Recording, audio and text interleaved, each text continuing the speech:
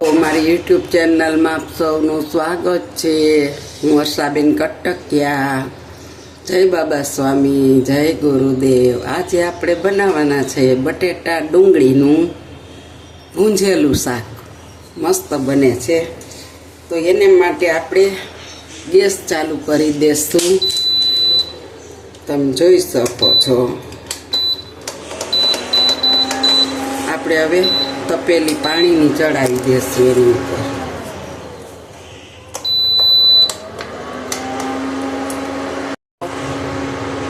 હવે આપણે છે ને એક વાટકી બટેટા ઝીણા જ લેવાના છે. આમાં ઝીણા હોય ને તો જ મજા આવે. મોલા મોટા લઈને બટકા કરીને તો એનો મજા આવે. તો આજ મારી આગળ થોડાક ઝીણા બટેટા હતા તો મને મન થઈ ગયું. એને આપણે બાફવા મૂકી દેવાના છે અને એની અંદર માત્ર એક ચૂટકી મીઠું નાખશું એટલે જલ્દી બફાઈ જાય. અને એની ઉપર આપણે આટલી ડુંગળી સામી લીધી, નાની નાની છે, આ ઝીણી હોય ને એવી, એને બાફવા મૂકી દેવું જરીક. એની માથે સેજ મીઠું છાંટી દેશું એટલે તમે જોઈ શકો છો. અને આને આપણે બાફવા મૂકી દેવાનું છે. અને હવે આગળ બીજી પ્રોસિજર આપણે કરીશું. જો આપણે 2 ચમચી ધાણા લેવાના છે અને સાથે 1 ચમચી માપની જીરું લેવાનું છે. 1 ચમચી આપણે ઓછી એવી મેથીના દાણા લેવાના છે. હવે આપણે એની અંદર 2 ચમચી તલ લેશું. જો આપણી ડુંગળી છે ને એ તો સરસ બફાઈ ગઈ છે એટલે આપણે એને લઈ લેવી છે. હવે આપણે બટેટાને ચેક કરી જોશું કે બટેટા બફાણા છે કે નહીં. ન બફાણા હોય તો થોડીક વાર ચડવા દેશું. ના, આને થોડીક વાર આપણે હજી ચડવા દેવાનું છે. આપણે ગેસને બંધ કરી દીધો અને હવે આપણા બટેટા બધાય જો પાણી પી ગયું અને બફાઈ ગયા છે એકદમ મસ્ત. એટલે હવે આપણે આને ખુલ્લા ઠરવા દેશું. હવે આપણે ફરીથી ગેસ ચાલુ કરીશું. એની માથે કઢાઈ ચડાવીશું અને એને આપણે તપવા દઈશું. આપણે ધાણા, જીરું અને એ આપણે આમાં નાખ્યા છે, ભેગા કર્યા, એ આપણે આને શેકી નાખવાનું થોડીક વાર.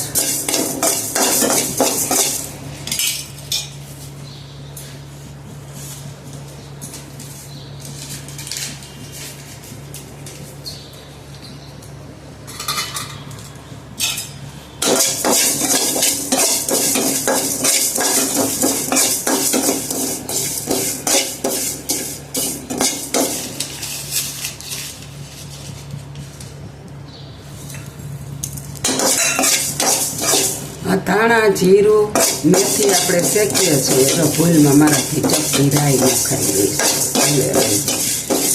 અને હવે છે ને આપણે એની અંદર આ સૂકા 3 મરચાં છે, 2 કટકા કર્યા, જો તમે જોઈ શકો છો. અને આને આપણે થોડા શેકી લેવાના છે. તલ નાખી દઈશું. આપણે થોડી અવાજ ઉડાડવાની, બહુ શેકવાના નથી. બંધ કરી દીધો છે. તલ ફૂટવા લાગ્યા છે અને હવે આપણે મરચાંને આવી રીતના વચ્ચે રાખી દઈને થોડાક એનો ભેજ ઉડી જાય. બાકી કાંઈ બહુ શેકવાના નથી. તલને આપણે ઠરવા માટે કાઢી લેશું એક ડીશની અંદર. જો આપણો મસાલો થોડો ગરમ છે ને ઠરી ગયો, પણ હવે આપણે એને મિક્સરમાં નાખી દેશું અને દરદરો આપણે વાટી લેશું. અને મરચાં છે ને આપણે કઢાઈ તપતી હતી ને એટલે અંદર જ રાખ્યા હતા. ગેસ તો ઠારી નાખ્યો છે એટલે હું મરચાંને બહુ શેકવાના નથી, પણ એનો ભેજ ઉડી જાય એટલે મસ્ત પીસાઈ જાય. એટલે એ ગેસ તો આપણો બંધ જ છે. આપણા મરચાં ઠરી ગયા છે એને આપણે આની અંદર લઈ લેવાના છે. અને આને હવે આપણે દરદરું પીસી લેવાનું છે. અને જો તમારી આગળ આખા ધાણા ન હોય તો તમે પહેલાં તલ અને જીરું તો હોય જ બધાના ઘરમાં, એને શેકી શકો. પછી ગેસ ઠારી અને ધાણા જીરુંનો પાવડર નાખી દેવાય.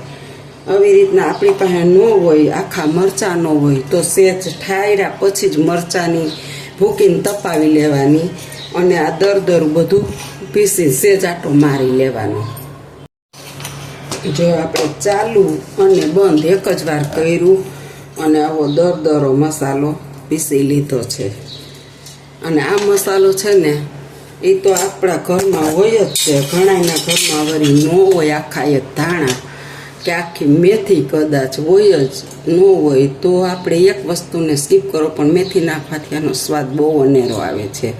આ પીસો ને તો આખા રસોડામાં સુગંધ આવે છે, એટલો મસ્ત પીસાણો છે. હવે હાલો આપણે આગળની પ્રોસિજર કરીશું. હવે આપણે પાછો ગેસ ચાલુ કરીશું અને એની અંદર આપણે તેલ નાખીશું. મસ્ત આમાં તેલ આપણે થોડુંક ખાસું નાખવાનું છે, વધારે. એટલે શું કામ કે આને આપણે તેલમાં જ ખાલી ફ્રાય કરવાના છે અને પાણી બિલકુલ નાખવાનું નથી, એટલે તેલ ઝાઝું નાખવાનું. સાથે રોટલી, ભાખરી અને મને તો ભાત બનાવેલા હોય ને ભાતય ચોળીને બહુ જ ભાવે. ભાત ને આ શાક કોરું મોરું બહુ મસ્ત લાગે છે. તમે ક્યારેક બનાવજો અને ભાતય સાથે બનાવજો. હવે આ થઈ જાય ને ત્યારે હું ભાત મૂકીશ, બહુ મસ્ત લાગે છે. હા, હવે આપણું તેલ આવવા લાગ્યું છે તો આપણે થોડીક એવી રાઈ નાખીશું.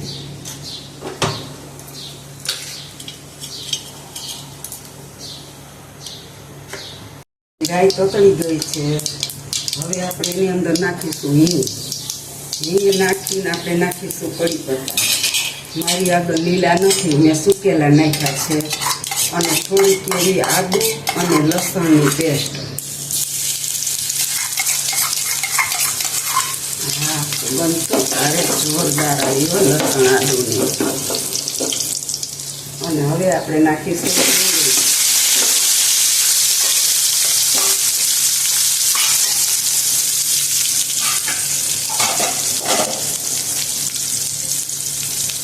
હવે આપણે નાખીશું બટેટા. એને આપણે હવે થોડીક વાર ફ્રાય કરીશું. 2 મિનિટ ફ્રાય કરી લઈશું અને તેલમાં અને તેલમાં શેકી લેવાની. હવે ખાસ જશે તો હવે આપણે એને ઝીરો કરી નાખીશું.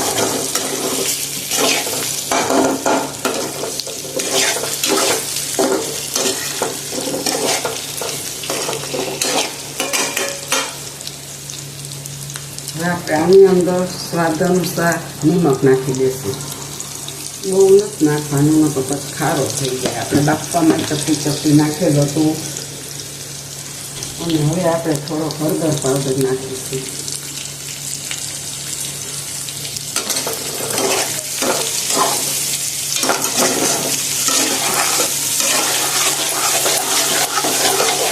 હવે આપણે આને 2 મિનિટ હજી ફેરવીને ચોળવશું.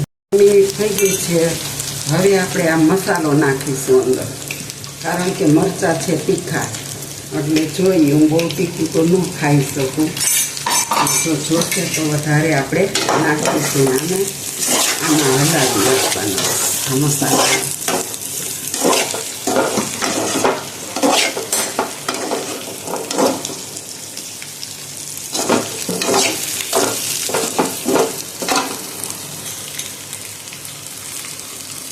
હજી આપણે 1-1.5 ચમચી જેટલો મસાલો નાખી દીધો છે અને થોડુંક એવું નિમક નાખીશું.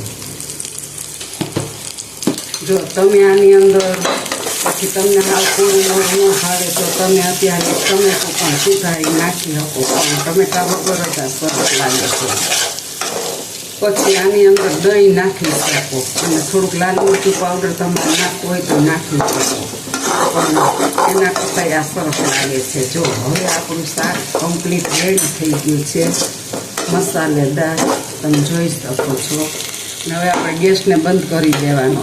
ઓરિજિનલ તેલમાં જ ચોળવેલું શાક અને સુગંધ તો એટલી આવે છે બધા મસાલાની ભેગી કે વાત જ પૂછવામાં.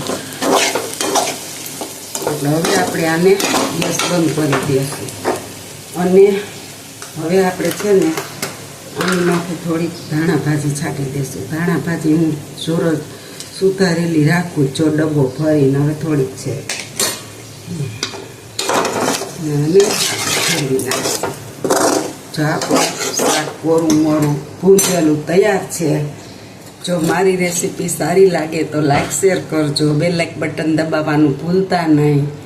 આનો કોઈ ચાર્જ બેસતો નથી, માટે પ્લીઝ તમે છે ને આ મારી રેસીપીને વધારવા માટે લાઈક શેર કરજો. તો જો આપણું શાક બની ગયું છે, સારું લાગે તો લાઈક શેર કરજો. આવજો. જય બાબા સ્વામી, જય ગુરુદેવ.